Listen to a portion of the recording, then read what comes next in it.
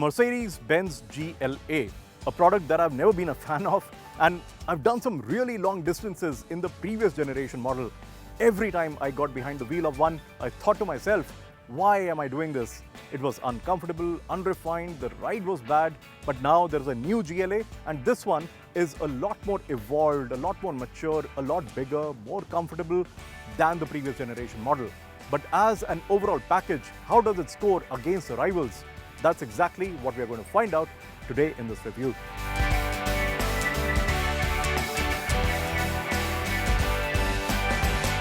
The last generation model felt really tight and compact, but this new generation, it feels substantially more accommodating.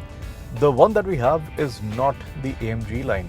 It is called Progressive line, and there are some basic differences. And basically the AMG line is all about cosmetic aggression, and Progressive line, it is a lot more subdued in comparison to the AMG, and the character is a lot more softer. And even the AMG line, mind you, is not the full-blown AMG model with zestful performance plastered on its face. It's all about cosmetics.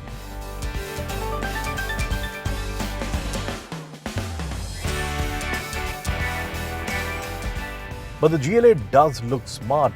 The lines and the curves are extremely well managed, and the silhouette is all very stylish, and the way the C-pillar curves, that is also extremely beautiful. But it is the cabin that I am really pleased about. I drove the A-Class limo a few months back and spotlighted the cabin for being really smart and probably among the best under, say, 50 lakh rupees. And the GLA just continues to build on that a bit more. It is generally a very nice place to be, and the contrasts, they work very well. You have black, you have, of course, beige or white if you want to call it, and it is accentuated by some really smart brown wood inserts, which look extremely good.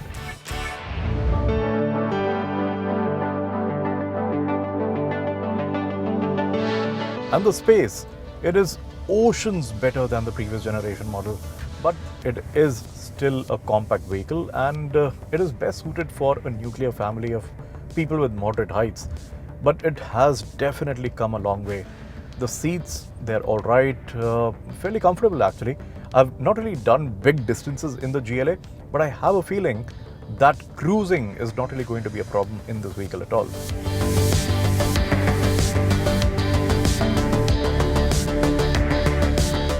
And the GLA comes with seat kinetics. Now, this is a system which makes small adjustments to keep you from getting too tired.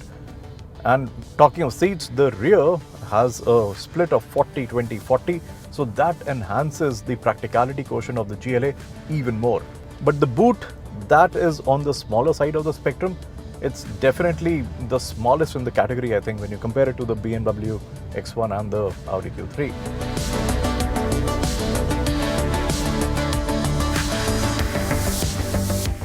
Now, features. The first thing that I will say is that among all the infotainment systems, Mercedes has perhaps the most advanced one. It is probably not as intuitive as BMW's iDrive system, but the way it responds, the behavior, and the overall quality is absolutely second to none.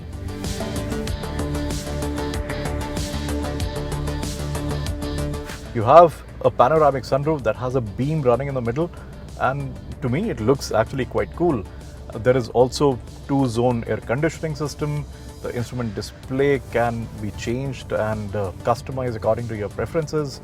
And I really like the yellow sport display. I think that really strikes out as something which is not only pleasant to look at, but also adds a little bit of character to the cabin overall.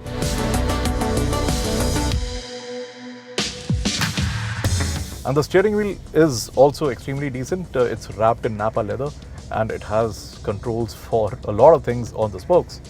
There are functional buttons and touchpads like every other Mercedes-Benz right now, and it does the same job as well. So you can basically go into menu systems and change the display. You can set your cruise control, do all the phone calls and all those kind of things.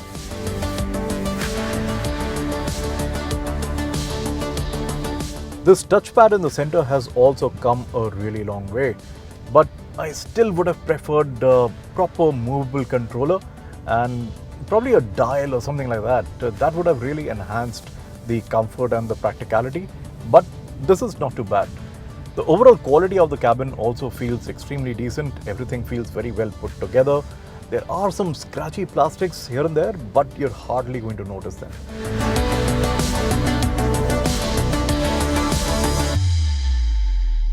The feature list is extremely exhaustive. There is all types of connectivity functions. You have voice control, inbuilt navigation. You also have wireless charging and all such kind of features that have become the norm these days. So yeah, it's pretty loaded. There's also something called Mi Connect app, which essentially brings your phone into action and shows you all the information about the car and lets you essentially have all the basic info, control some functions and stuff like that.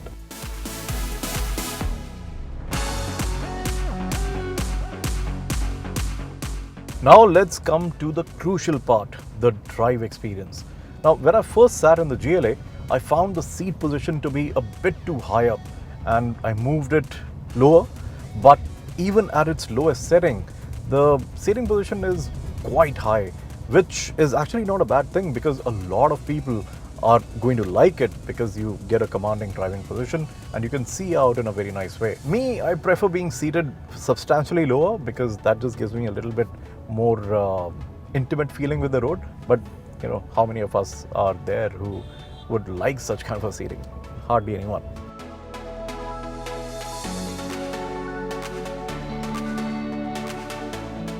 The pedal box is also intuitively in line and your feet, they fall very nicely on the pedals, very naturally. And in terms of feedback, that is also quite steady and you feel very confident on the throttle and the brake. And you can also left foot brake very nicely because the space is properly managed, very nicely judged. So yeah, left foot braking is not going to be a problem if you are the kind of a person who does practice left foot braking.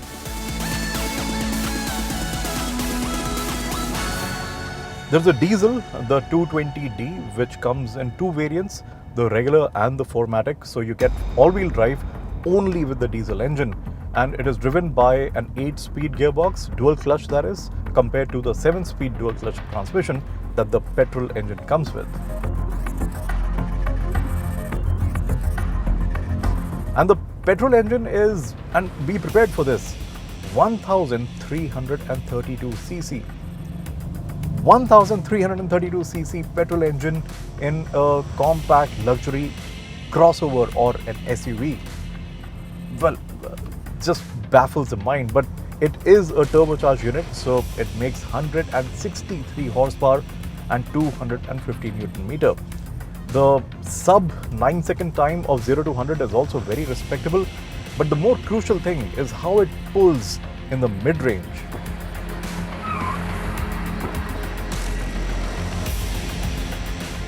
It definitely lacks the energy of the diesel, but it's not too bad.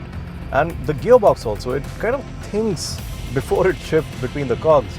And I would say that if you want to indulge in some exciting road behavior or a little bit of an entertainment behind the wheel, then you hold the gears manually and yeah, I think that should really be able to sort you out.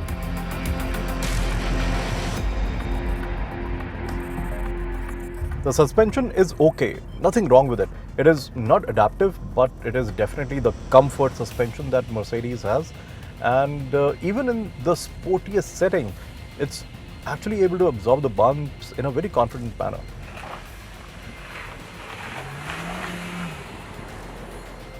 Dynamically, the GLA is not something like, say, the Mini Countryman or the BMW X1, but it's adequate. It turns in fairly well, it holds its line, does not feel fidgety at all.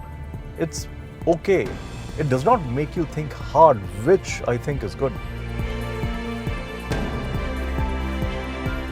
It is vastly improved from the previous generation model and it has some solid attributes that it scores really highly on. Plus, it is feature packed, it looks good as well.